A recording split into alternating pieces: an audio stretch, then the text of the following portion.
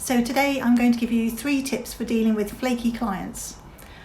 Tip number 1, if you have a client who's a bit flaky, is to remember how many balls they're juggling. If they're a small business owner, they are worrying about managing people, they're worrying about the finances, they're worrying about the marketing, they're worrying about whatever it is their business does.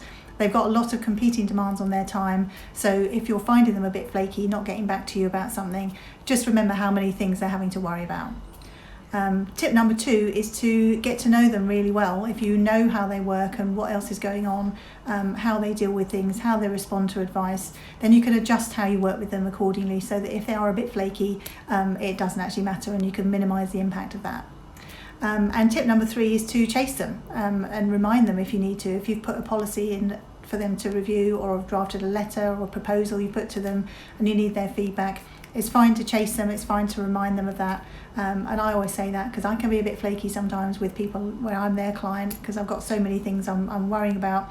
So I always say to them, feel free to chase me. If you need a decision about something, do come back to me. So it's okay to do that. So 3 tips if you have a flaky client. Number 1, remember how many balls they're juggling. Number 2, get to know them really well so you can adjust your working style. And number 3, don't be afraid to chase them.